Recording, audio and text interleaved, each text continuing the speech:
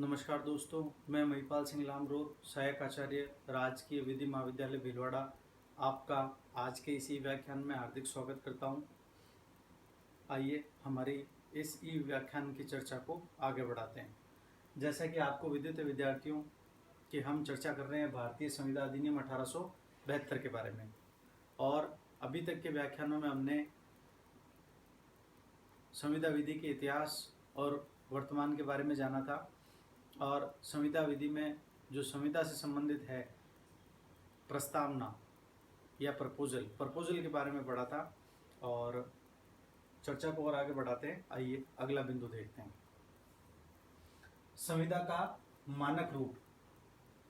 संविदा का मानक रूप या स्टैंडर्ड फॉर्म ऑफ कॉन्ट्रैक्ट या कॉन्ट्रैक्ट ऑफ अडेशन, ये तीन शब्द एक ही पर्याय रखते हैं और तीनों का अर्थ एक ही है। मानक संविदा, स्टैंडर्ड फॉर्म ऑफ कॉन्ट्रैक्ट या कॉन्ट्रैक्ट ऑफ अडेशन। अब हमें ये जानना ये है कि स्टैंडर्ड फॉर्म ऑफ कॉन्ट्रैक्ट क्या है या संविदा का मानक रूप क्या है। अभी तक तो हमने आपसे जो चर्चा की थी वो साधारण संविदा थी। ये संविदा जो है ये अपना एक मानक रूप लेके आ रही है, एक स्टैंडर्ड लेके आ रही है। अभी तक की जो संविदा में हमने चर्चा की थी वो प्रस्ताव के बारे में था, और प्रस्ताव के बारे में हमने जाना कि प्रस्ताव किसी व्यक्ति विशेष से भी हो सकता है और जनसाधारण से भी हो सकता है। यानी एक ही प्रस्ताव खूब सारे लोगों के सामने रखा जा सकता है और किसी व्यक्ति विशेष को रखा जा सकता है। लेकिन यहाँ एक प्रस्ताव अलग तरह का आ रहा है जिसे हमने स्टैंडर्ड फॉर्म ऑफ कॉन्ट्रैक्ट कहा है। आइए देखते हैं इसमें क्या होता है। ऐसी संविदा जिसमें कोई विकल्प नहीं है। ऐसी संविदा जिसमें कोई विकल्प नहीं है। विकल्प किसके लिए? विकल्प संविदा के दूसरे पक्ष के लिए। जो संविदा कर रहा है या जिसके सामने प्रपोजल रखा गया है वह व्यक्ति, उस व्यक्ति के पास में कोई विकल्प नहीं है। विकल्प किस संदर्भ में? विकल्प इस संदर्भ में कि वह अपनी कोई शर्त नहीं रख सकता। समस्त शर्तें प्रस्तावकर्ता के पास ही है, या जो प्रस्ताव दे रहा है सारी शर्तें उसी के नियंत्रण में है। तो पहला बिंदु, ऐसी संविदा जिसमें कोई विकल्प नहीं है। कोई विकल्प नहीं है, केवल स्वीकार योग्य। इसमें संविदा का जो दूसरा पक्ष है वह क्या कर सकता है? वह इस प्रस्ताव को केवल स्वीकार कर सकता है, इससे अधिक कुछ नहीं कर सकता। आगे देखिएगा। एक तरह से अनिवार्य संविदा, एक तरह से अनिवार्य संविदा या कंपल्सरी कॉन्ट्रैक्ट। अर्थात ये कि ये संविदा इस तरह की है कि आपको करनी ही होगी। आपके पास में कोई विकल्प नहीं है। यदि आप अपनी तरफ से कुछ जोड़ना या घटाना चाहते हैं तो ये संविदा नहीं होगी। अर्थात ये ऐसी संविदा है जो एक ही तरह की संविदा समस्त लोगों पर लागू होती है। आगे देखिएगा। ऐसा इसलिए चूंकि ये एक पक्ष पर थोपी जाती है। देखिए, नई चीज है। नई चीज ये है या इस संदर्भ में है कि ये संविदा जैसी ना होकर एक मजबूरी जैसी प्रतीत होती है, जिसे हम थोपना भी कह सकते हैं कि संविदा का एक पक्ष दूसरे पक्ष पर संविदा थोप रहा है। संविदा थोपने का अर्थ क्या हुआ? संविदा थोपने का अर्थ ये हुआ कि जो संविदा के संबंध में जो शर्तें की गई है वो शर्तें या वो सारी शर्तें संविदा में प्रस्तावकर्ता ही निर्धारित कर रहा है, और वो कुछ इस तरह की है कि आप कुछ शर्तों को नापसंद करते हैं तो भी आपको उस संविदा को करना पड़ेगा। यानी वो थोपी जा रही है या थोपी जाने योग्य संविदा है। इसे निजी विधान या प्राइवेट लेजिस्लेशन भी कहते हैं। इसे निजी विधान या प्राइवेट लेजिस्लेशन भी कहते हैं। अब विधान शब्द से आप भली भांति परिचित होंगे। आपने, अगर आप कला या आर्ट्स के विद्यार्थी रहे होंगे तो राजनीतिक विज्ञान आपने पढ़ा होगा, तो वहाँ भी विधान आता है, और विधि में भी आप लेजिस्लेचर पढ़ते हैं। तो यह विधान कौन सा है? निजी। यानी कोई ऐसा विधान बना दिया गया है, ऐसा लेजिस्लेशन बना दिया गया है जो पर्सनल हो, यानी उस संविदा के निमित्त या उस संविदा को करने के लिए ही कुछ शर्तें और नियम बनाए जाते हैं। आगे देखते हैं। ऐसा इसलिए कि यह संविदा एक तरह से नियमों की संहिता है जो क्या करती है, सेवा प्रदान करती है। ऐसा इसलिए कि यह संविदा एक तरह से नियमों की संविदा है। नियमों की संविदा अर्थात इसका उदाहरण हम देखते हैं बीमा संविदाएं या इंश्योरेंस कॉन्ट्रैक्ट्स। बीमा संविदाएं या इंश्योरेंस कॉन्ट्रैक्ट्स जो होते हैं उसमें जो जो शर्तें हैं बीमा की वह सारी एक ब्रोशर पर या एक पत्र पर छपी हुई होती है, प्रस्ताव पत्र में, और वो कुछ इस तरह की होती है कि आप चाहकर भी उनको नकार नहीं सकते। अगर आपको बीमा संविदा लेनी है या बीमा संविदा करनी है या बीमा लेना है तो आपको उन सभी संविदाओं को स्वीकार करना ही होगा। जैसे आजकल इस तकनीक के दौर में आप देखते हैं मोबाइल फ़ोन का हम यूज़ कर रहे हैं और ऐप स्टोर से हम कुछ एप्लीकेशन अगर डाउनलोड करना चाहते हैं तो एप्लीकेशन के साथ में आपको अपनी रजामंदी देनी होती है, और एप्लीकेशन को जब इंस्टॉल करते हैं तो उस समय नीचे लिखा रहता है आई एग्री। अब यदि आप आई एग्री को क्लिक नहीं करते हैं या आई एग्री का चुनाव नहीं करते हैं तो वह एप्लीकेशन आपके मोबाइल फ़ोन पर इंस्टॉल होगी ही नहीं, यानी आप बच नहीं सकते, आपको अपनी सहमति देनी ही होगी। बदले में वो चाहे आपकी निजी जानकारियां ले रहा हो या आपको न चाहते हुए भी नोटिफिकेशन भेज रहा हो। तो बीमा संविदाएं हैं वो एक तरह से स्टैंडर्ड फॉर्म ऑफ कॉन्ट्रैक्ट कहलाता है, और हमने पढ़ा ऐसा इसलिए कि ये संविदा एक तरह से नियमों की संहिता है। इसमें खूब सारे नियम होते हैं, और अगर हम देखें तो शायद ही कोई ऐसा व्यक्ति है जो इन समस्त नियमों को पढ़ने के बाद उस संविदा को करने का साहस दिखा सके। यानी अगर हम उन नियमों को पढ़ेंगे तो शायद ही हम उस संविदा को करें। तो हम क्या करते हैं, हम बिना सभी नियमों को पढ़े हुए सीधा आई एग्री या मैं सहमत हूं कहकर अपने हस्ताक्षर कर देते हैं या अपना चिन्ह लगा देते हैं उस दस्तावेज पर। और ये संविदा क्या करती है, ये सेवा प्रदान करती है। बेसिकली ये सर्विस प्रोवाइडर है, आपको सेवाएं देती है एक नियत या निश्चित प्रतिफल के बदले। तो इस तरह से हमने देखा संविदा का मानक रूप या स्टैंडर्ड फॉर्म ऑफ कॉन्ट्रैक्ट या कॉन्ट्रैक्ट ऑफ एडेशन, और विभिन्न पुस्तकों में आप जब पढ़ेंगे तो वहाँ और विस्तार से चर्चा इस स्टैंडर्ड फॉर्म ऑफ कॉन्ट्रैक्ट के बारे में की गई है। आइए हम हमारे अगले बिंदु की तरफ बढ़ते हैं। अगला जो हमारा शीर्षक है वह है प्रतिफल या कंसिडरेशन। पहला जो अभी बिंदु हमारा चर्चा का मूल केंद्र जो रहा है वो प्रस्ताव था, प्रपोजल था, और अब हम आ गए हैं प्रतिफल पर। अब प्रश्न ये आता है कि प्रतिफल या कंसिडरेशन किसे कहें।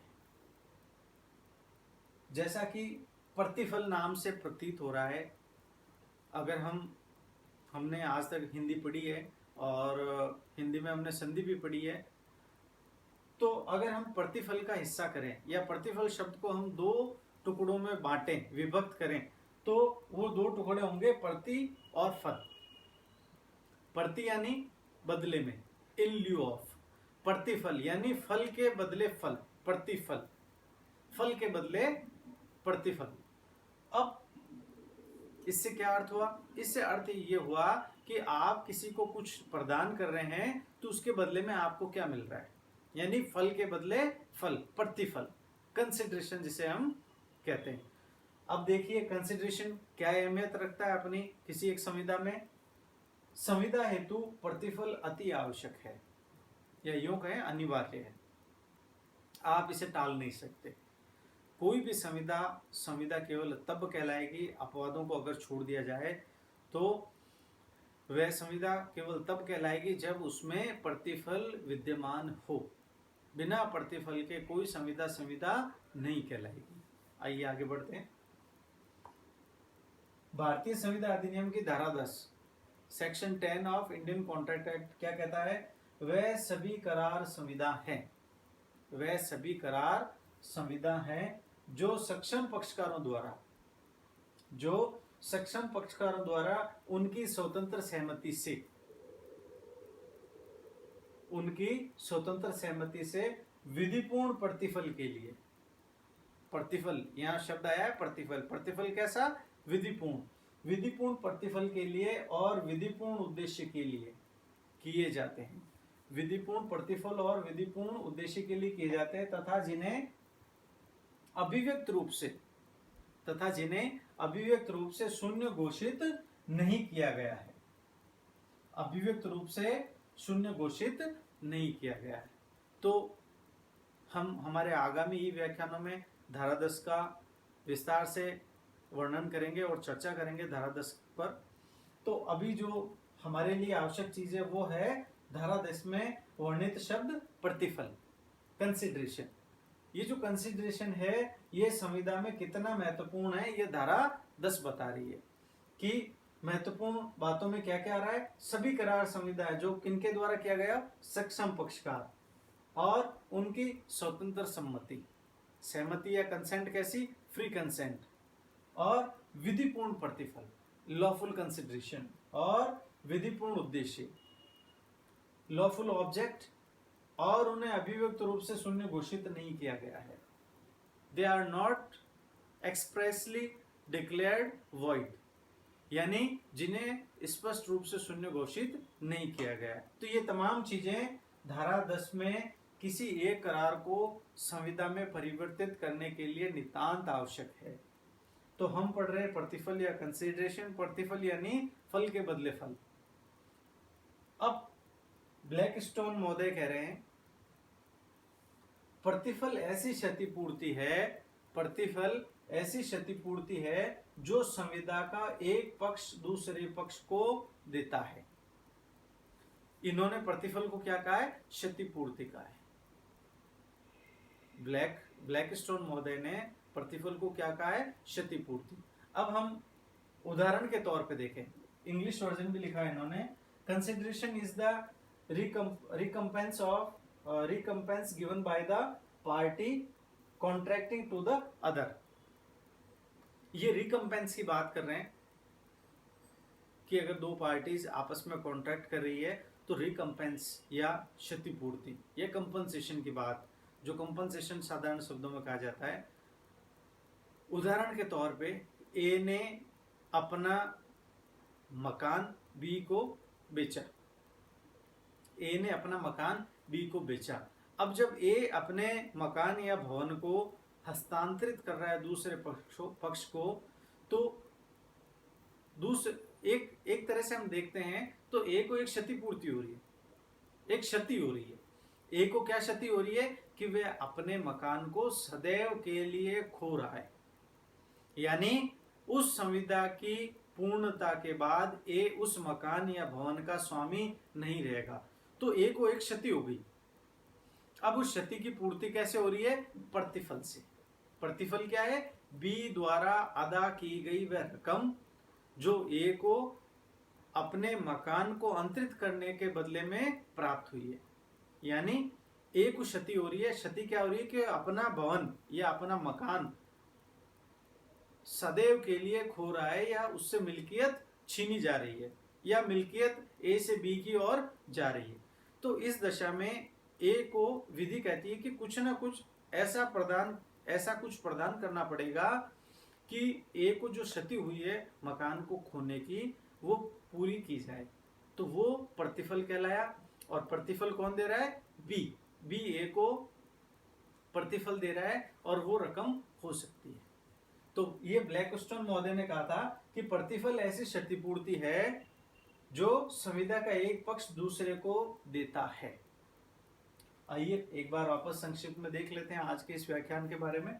हमने पढ़ा संविदा का मानक रूप, स्टैंडर्ड फॉर्म ऑफ कॉन्ट्रैक्ट या कॉन्ट्रैक्ट ऑफ अडेशन।